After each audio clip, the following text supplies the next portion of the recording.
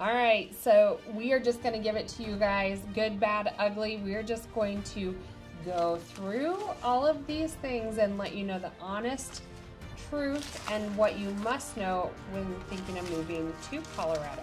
So you're wondering why you're looking at this. Stay tuned. That What are you talking about? All right, I didn't know how to get. So number 10 is altitude. So we're counting these down for you from number 10 to number 1. Number 1 is probably the thing that I would recommend that you know about before you move here. So stay tuned to that end part. We're going to break them all down for you. So number 10 is, I just want to say number 1. I'm going backwards. I know you are confusing me. Number 10 is altitude. So altitude definitely is something that, especially if you're visiting the area, be aware of it. If you are moving to the area, you will eventually adapt. But the altitude, I would say if you're coming out here for a week and you think you're going to go hike up the incline, make sure that you are training for that, or take it a little bit easier, because people that come out here, your body needs time to adjust to the altitude. And by that, you want to drink lots of water and maybe even go in and supplement yourself with some, they have like that canned oxygen that you can buy like at Dick's Sporting Goods, or there's even oxygen bars. I know they have them over in Manitou Springs, but otherwise you're going to make yourself sick. It's got to be a Colorado thing, right? To have oxygen. Do you have, I'm curious, do you guys have oxygen, like those O2 things probably not. in your Walgreens? Because we do sell them here. So comment below if you do have them. I'm actually kind of curious. But we are at 6,500 square feet. Not square feet. I do it all the time. You do that every time? Every time I do it.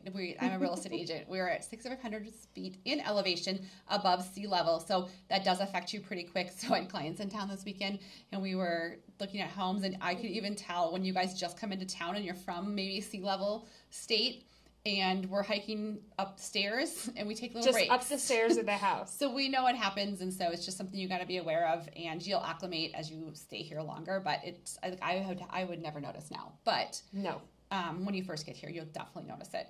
So altitude, number 10. We have a very special treat for you. Not only do you get to hear it from our mouths, which you do hear quite a bit from, we are going to give it to you from a man perspective. Breweries. So we just thought it would be helpful. You hear from Lori and I, but if you've been watching our videos, which a lot of you by the time we hear from you say, we've been watching your videos for over a year. So we thought we'd bring on guests with different perspectives and from a different standpoint. And so we brought in Lori's husband and his friend, he's my husband, who also have a podcast, and they love to talk. And so we thought they would be perfect. He's been wanting to be on these videos for a long time, and he thinks we need a manly man in the background. He called himself something different than a manly man. So we're going to hear it from their perspective right now. Without further ado, we're going to have a man perspective in this video. So what's up with altitude in Colorado Springs? Is it real, Marcus? It's for sure real. Yeah, how do you know? How do I know? I run a lot. I run a lot. And I'll tell you, even just 1,000 feet elevation here, you feel it. Yeah, for sure. You know, I mean, a lot of new families in the work that I do and their young children, and just having people who are new to town go up a flight of stairs, and it kind of wears them out. So just know that there's nothing really you can do to prepare when you come to Colorado Springs or the Pikes Peak area or Colorado for the altitude. You just need to get here. You need to take it slow. In a couple of weeks, your lungs and your body will adjust. Yeah, chill out, acclimate. On day one, don't go climb a 14er. Give yourself a little bit of time. So number 9, dry weather. So number 9 is something you definitely want to be aware of. It is very dry here. We are in the high desert, and so you must know that we have to deal with dry weather constantly. We do, and so I try to blame my aging skin on dry weather. It is part of it. It is. I have to have so much lotion, and so I buy the special collagen lotion. Do you ever buy that on Amazon? No. I'm not saying it really put helps, oil on. but I put like 3 different kinds of lotion on, and for your face to stay looking in your 20s, you have chapstick. My kids are always struggling with like chapped lips. So you always have to have chapstick in your cars, in your backpacks, in your purses.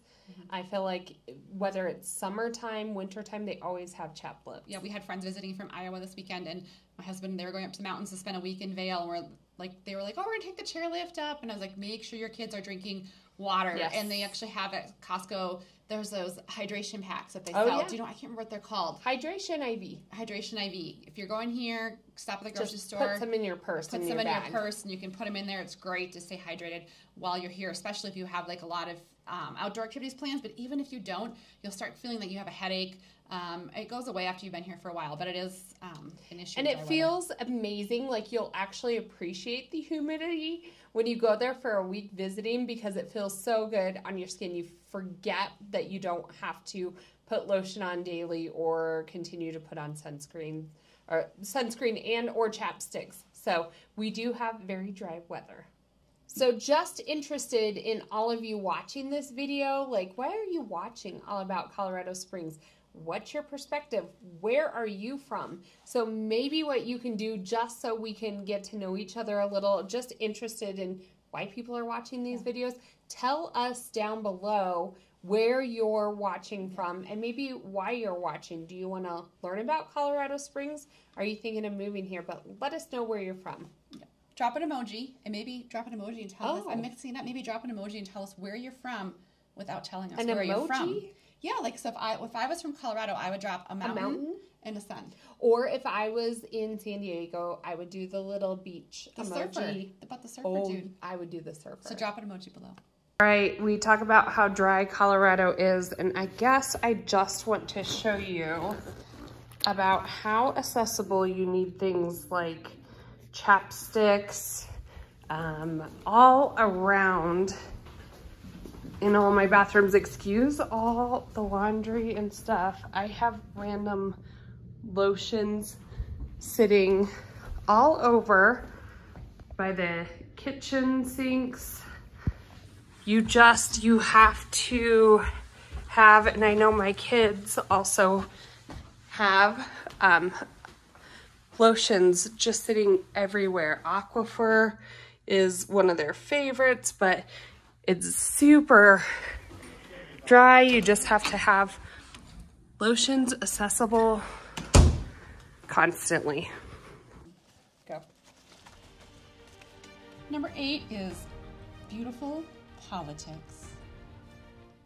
On to number 8. We are going to just bring it to you, politics. We don't want to talk about it, so we're going to have the This boys talk about Yep. it. Breweries. So let's just go over to them. Okay. Hey, Marcus, you're moving to Colorado Springs. What's the political vibe here? Oh, how do I put that politically, Brett? Diplomatically, Brett? Yeah, it's a relatively conservative community with pockets of some progressivism, a little bit of everywhere. But you'll see kind of the spectrum, really. But yeah, definitely a little more moderate and conservative. Yeah, for sure. We're definitely a red county here. We vote Republican. Lots of times there are a lot of the county folks votes here. Republican. The county votes Republican, but there's a place for everybody in Colorado Springs. We have niche communities, and we have places in every organization and every kind of people are welcome here. But certainly, if you can't stand to look at a "Let's Go Brandon" sticker on the back of somebody's car, you might need to get used to that. And that being said, there are pockets where if you don't want to see a bumper sticker that says "I am a Wiccan," you can avoid that part of town too. So definitely different pockets. I've lived in one of the most progressive communities in the Colorado Springs and one of the most conservative communities, and so there's pockets for everybody. Yeah, we always felt welcome. Yeah. So if you're still watching this, thank you. I'm going to stop the video real quick for 3 seconds. Make sure you reach out to us, you guys. We love what we do. You can see from our 5-star Google reviews, straight 5 stars across the board. As you can see, I'm popping up here. We would love to help you make the move. We love making these videos, but what we really love to do and we do daily is sell homes and buy homes here in Colorado Springs. So reach out at that number below. Number 7, taxes. Number 7, things you have to handle if you're moving here to Colorado Springs is taxes. Also everyone's favorite word. Politics, taxes. This is the all bad those part of things. the video. Yeah. No. Actually, taxes we get a lot of questions on, and it really, to be honest, in my opinion, because we talk to people from all sorts of different areas moving or contemplating moving to Colorado, and it's perspective if they're high or low, in my opinion. So we're talking property taxes right now. We right? are talking property taxes. I also went down a rabbit hole and learn some new things myself did. with a client this weekend who was talking about asking for retirement if Colorado taxes Social Security from a retiree. So this section, we're going to talk specifically about property taxes, though, and I would say it sounds wishy-washy, but here in Colorado Springs, I have seen taxes anywhere from $800. I literally just saw one the other day on the MLS, under $800 for property taxes for the whole year, and then I've seen them over $7,000. And that so was... it's based off of, like, in all reality, it's based off of the value of your home that you purchased and where you live in the community. And if it's in a planned unit development, if it's in a metro district or not, that's a big factor. I would say on average, for an average home, let's say a $500,000 home, you can plan on 0.5 to a little bit more. Our property taxes did go up recently in property taxes each year. Unless you're in a new build community, there's some pockets in Monument that hold closer to 1%. But typically, you will not be over 1% value in property taxes. So that's exactly what I told the person on the phone this weekend. I said, just plan for 1%. I know you're going to be 100% covered, but there are places that I can think that are like 0.95% of that purchase price. So if you're just, estimating round numbers 1%, you're probably overestimating for a lot of the areas that maybe have homes from the 1990s, homes from the 2000s. But if you're diving more towards, Flying Horse, Cordera, Wolf Ranch, Forest Lake, some of those planned unit communities, aim higher. So that is our property taxes. We don't want to talk too long about it. I know it's kind of boring. We're going to get to more important topics. Stay tuned. All right, number 6 is outdoor lifestyle. Number 6, outdoor lifestyle. Don't move here unless you can't handle it. I'm not kidding. Do not move here unless you, if you Well- don't like the outdoors and you want to sit inside. It'll be tough. Well, and I would say just the community itself. Like you'll most likely be, come into a neighborhood. You'll meet people, and they're going to ask you to get together. Now, don't get me wrong. There's like ladies that went to the movie Barbie. Like I saw a bunch of friend groups like going and seeing that together as ladies, or ladies' night out, Just or like they'll Barbie go do. today. I should go see you Barbie. should, yeah, Barbie. You can do bunko night. There's different arts and cultural things that you can do downtown.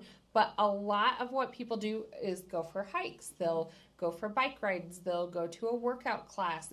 Colorado is very active. And we're going to have our boys talk about this a little bit. And one of them is nuts, and he runs like, a 100-mile marathon. I know it's not really a marathon, but things I can't like even those do a 5K. real crazy things. I basically just Ultra go for marathon. walks outside. And I just take advantage of the outdoors because I love it. But I don't even love skiing. I go skiing sometimes, as in once every 5 years. Maybe I'll do it more if I have more time. But you don't have to be an avid, crazy outdoor person like some people are. But people will always kind of be outside because of the beautiful weather here. And it's just part of that indoor-outdoor Colorado lifestyle. So let's hear it from them directly. Marcus, what if you don't like the outdoor lifestyle? A lot of people say, hey, you come to Colorado, you're going to get outdoors. Is that true? For me, it's 100% true. I get out, but that being said, I don't own a Subaru. I don't own a pair of Birkenstocks. I own one Nalgene bottle. But there's tons to do if you're not an outdoorsy person. Pretty big and burgeoning arts culture. Lots of things to do. Comedy clubs, great restaurants, shows all the time. Brand new state-of-the-art amphitheater being built. Yeah, that's pretty cool. Lots of everything that's going to change. If you're from the Midwest, anything that's going to change from Top Golf to Outback Steakhouse, those places are going to be here for your comfort food and your comfort living. But also do be prepared. There's a really good chance you're going to meet new people. They're going to say, hey, let's go for a hike or a mountain bike ride. People do like to get outdoors here. It's sunny year round, and it's a place to get outside. 300 days of sunshine, mountain biking, running, trails, all kinds of fun stuff. So if you're an outdoorsy person, you're in the right place. Absolutely. Hey everyone, good morning. I'm going to show you just how much you can access the outdoors here in Colorado. You don't have to be an avid hiker or just be an extreme sports person, but to enjoy the outdoors in your everyday life, I'm going to show you how easy it is. I'm just going to go for a walk from my house, and you're going to see the amazing views I have just right outside Briargate, the center part of town. So let's go.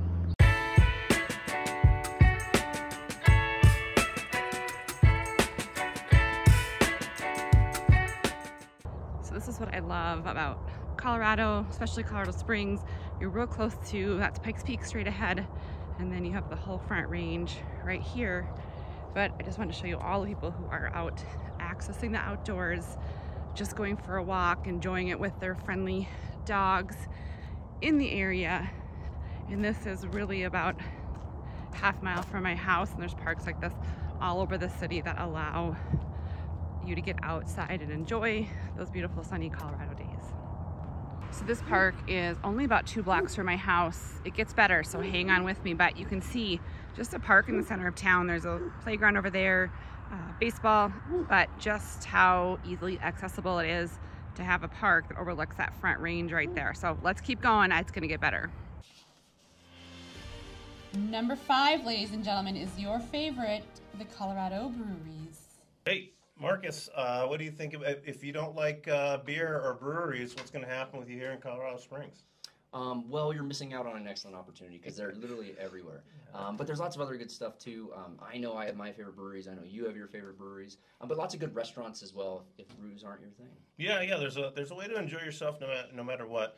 This is a community that caters to an international community. We're a military town, and we've got people from all over the United States. So whatever it is that you do for enjoyment, food and entertainment, it's here in Colorado Springs. I will say, though, you got to try out the brewery scene. Whether you drink beer or not, it's where we have a lot of live music, and it's where we have a lot of outgoing people. And it's kind of a culture here in the Pikes Peak region where you can get out and have fun and meet.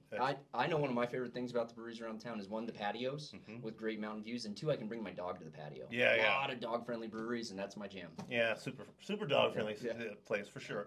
We are here at the Goat Patch honoring the number of breweries here in Colorado. So cheers, come check it out. Okay, this is my least favorite, but we gotta talk about it. Water cost. I'll let Kayleen talk about this one. Number 4, water usage. So, or water cost, I should say. So I have a larger yard, and I freak out. I just pulled up my bill on here so I can show you guys. Them. And it's embarrassing. Go ahead and show them. She should be embarrassed. I think she should be embarrassed a little bit. Previous account balance. So I will say, I live in the part of town.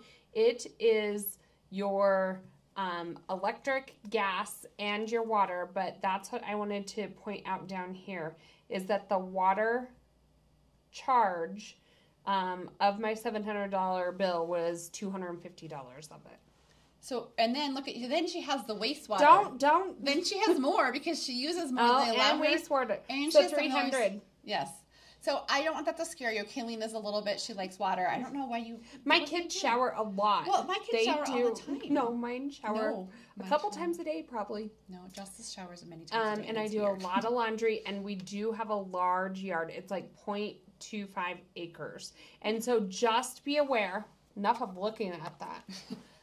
Just be aware that if you are moving to Colorado Springs and you want a large backyard or a lot of ground, be prepared. We used to live in western Colorado, and we were on a well, and it was totally different. I had way different usages, and so when I moved over here to the Colorado Springs area, water is an expensive commodity that you will want to be aware of. My mom used to live in Boise, and they didn't pay anything for their water, basically. We paid and $64 a quarter. Yeah, it's not usually as bad as Kayleen. I have also a normal sized yard, I would say, a front and back, and I did just zero-scape it. So a lot of times our clients, whether they're doing new builds or existing homes, if you don't want to deal with the water. What do you pay a month-ish? I don't know. I don't really look at the breakdown of that. $500-600 total? I would say my average monthly bill with AC and water, depending upon how much I do. We have had a lot of rain. It's probably like $450.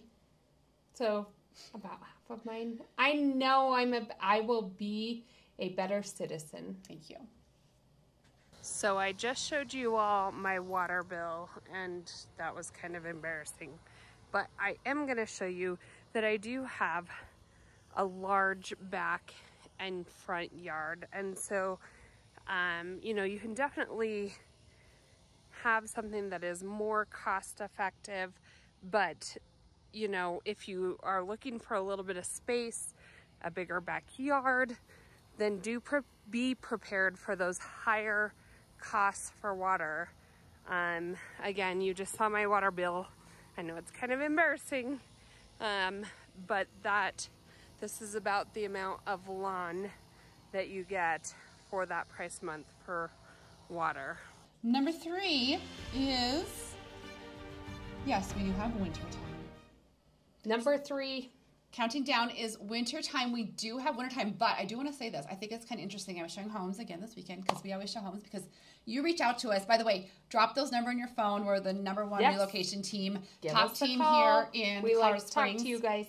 We help people make the move all the time, so we have seen it all. We know what you're going through, so give us a call or text, 719-639-3393. But the point was I was showing homes to a family this weekend, and what was my point? Oh, he was saying, thank you for your videos because we thought it snowed all the time. Like you think of Breckenridge and Vail and Keystone, and they thought there was snow here just like the mountains because we have, the mountains right outside of our door here. But because we're on that front range, our elevation isn't at 10,000 feet, which usually those ski towns are at. So it does snow. It is colder, I would say, and you can Google this, but I would say, what do you think the average winter temperature is? Like January, February, March? Maybe 40s? I was going to say 44. It's really not that cold, guys. I know 40 sounds cold, but it is dry cold, and we still have sunshine with that. So you will still see people, even in the middle of winter, completely active. I even grew up over on the western slope, and somebody was asking me as I was sitting at an inspection, and I remember where we grew up, it would get -30 and we would still be outside enjoying. It is a different kind of cold because you have the intense sun. And yes, you want to wear a jacket, but here in Colorado Springs, it's super mild. Yeah. Well, I grew up in Minnesota, and so here is, like, the snow melts. I wasn't used to snow melting in between, so True. The snow will melt. We'll have days in the 60s. I remember coming here, and I was like, my window's open, and it's January. That's kind of in my car or in my house. Nice. So we do have great days, but we also have cold days. So don't move here if you think you're not going to have 4 seasons, because you will. But we're also going to share. We have like a women's perspective sometimes in wintertime. Let's go hear it from the boys. All right, Marcus, here you and I are. We've got our tans on. We've been outside. We're enjoying summer, but we know right around the corner is wintertime. What's it like if you haven't come from a wintry place? What's Colorado Springs like? Well, I love winters in Colorado. The first couple months, it's exactly like you would imagine right before the holidays, and the snow's falling, and you're cozy and inside with hot chocolate, and the snow's fantastic. But then you get into February, sometimes March, and you're still getting snow. Yeah. And you're like, please let those blooms start coming out. For sure, man. When I lived in Ohio, I lived there for 6 years. I was surprised at how short the winter was, to be honest with you. We get cold weather here in Colorado Springs easily into March and April, and we've even had a couple of big-time snow showers in May, and we've had them as early as September as well. So the point of the matter is if you're not from the Pikes Peak area, you're going to have to learn how to drive. You're going to need an all-wheel drive vehicle more than likely, and you're going to need to be able to put your coat on and take it off, because we can get a snowstorm on Monday, and we can have a sunny day on Wednesday. Well, and that's one of my favorite things about winters in Colorado or other places is 300 days of sunshine over the course of a year. Yeah. But even in the winter when it's cold, it's like 30 degrees, 28 degrees, not a cloud in the sky, blue skies. Yeah. It's beautiful. Yeah, it is beautiful. And the snow-capped Rocky Mountains, you can't beat that. Yeah. All right, we're getting close to the end, but let's still bring these few things up. Let's talk about our beloved military. All right, so number 2 is military. You'll hear that a lot, and I think Kayla and I have different perspectives on this a little bit. Yeah. So we have a great military town. We have a lot of military, a lot of different types of military. We have Fort Carson Army Base, which you're going to hear about in a little bit, and then we have 2 Air Force bases, Peter and Treverson, and then we also have the U.S. Air Force Academy, which is a whole different. And we have Space Force. And Space Force, kind of ish, sort of. Yeah, and we are not far from Buckley and other bases as well. So with that being said, our community is kind of a melting pot, because you have people that are not, it's not like a stagnant small town. You definitely have movement all the time, because you have military giving, their people orders, and our people orders that relocate you all throughout the United States. So there's a constant movement of people that are moving in and out of the Colorado Springs area. So with that being said, I think kids are maybe a little bit nicer, because they are always, they're always trying to make friends, and they know what it's like to go to a new school, because they relocate all the time. With that being said, there is a lot of businesses around that maybe offer military discounts. And so we definitely, like, I remember that when I lived here as like a 20-some-year-old, is that I'd go in and they'd say, well, do you have military ID for a discount? And I'd be like, no. So I feel like up north, like we live in District 20, and I have a different perspective of a military town. We don't have, it's more like the sometimes Air Force, because we're right by the Air Force Base, or the United States Air Force Academy, I want to say. But my husband actually works on base, so we're going to get a perspective from him from working on a base. So let's go check it out. So, Marcus, both of our parents served in the military. Your mom and your dad pretty high up. My father did come through the Air Force, Colorado Springs, but I didn't serve in the military. It's not really a culture I totally understand. What's it like to live in the Pikes Peak area? Yeah, I mean, we have all kinds of military bases: Army, Air Force, a huge concentration of bases, and so Space Force. Space Force.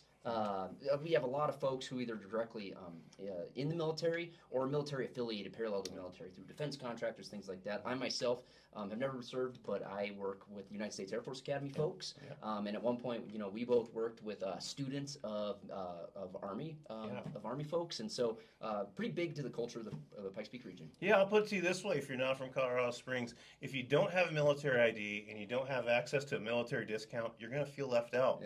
And most people do get the discount. We've got a lot of military folks and retired military folks. That's one of the things that makes us unique here in Colorado Springs. Yeah, and the one thing I really love is with folks affiliated with the military, everybody's new. Everybody's moving, coming in, coming out, coming in, coming out. So if you're moving in, you're going to be new with a lot of other folks as well. Yep. And last but not least, Lori, what are we talking about? Friendly people. Drum roll, last but not least is what you were waiting for. And I do think it's kind of interesting, and I think maybe not on the roads, but in Colorado, you have to be okay having friendly people all around you, I would say. That's just what I think. When she had this on the list, we had to talk through this. Well, our clients but always it's very people true. Are friendly here. It's very true. Well, and my husband is from the East Coast, and I remember visiting there the first couple times, and people just are not the same as they are here in Colorado. And then I'm going, my daughter's going to college down south, and it's very different down south versus Colorado. So Colorado does have friendly people, and they will want to engage in conversations, even sometimes depending on who your neighbors are, as you pull into your driveway. Yeah. So maybe look at your backyards. Not, I don't know. Or if you go for a walk, people say hi to you all the time, or open doors for you.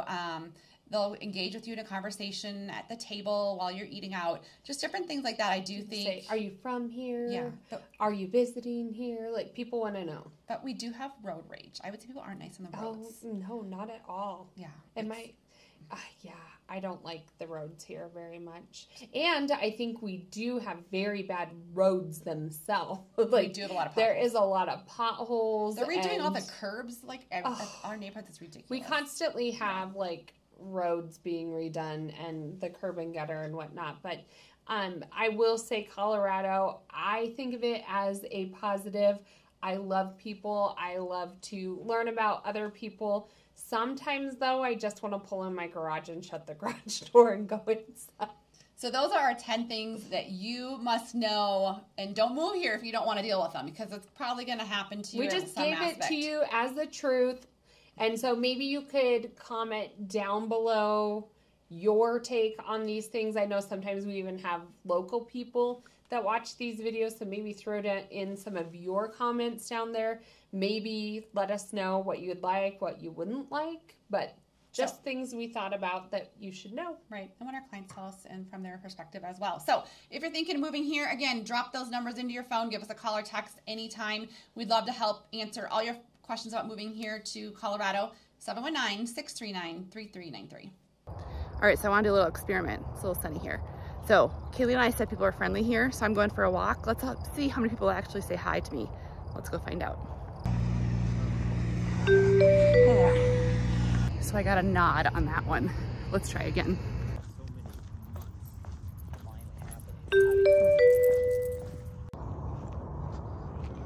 Fireworks show up and we just get drenched. I mean, hailed out, watered out.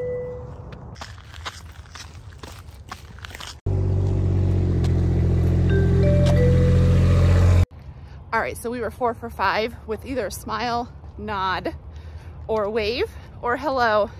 We're gonna go with Colorado friendly.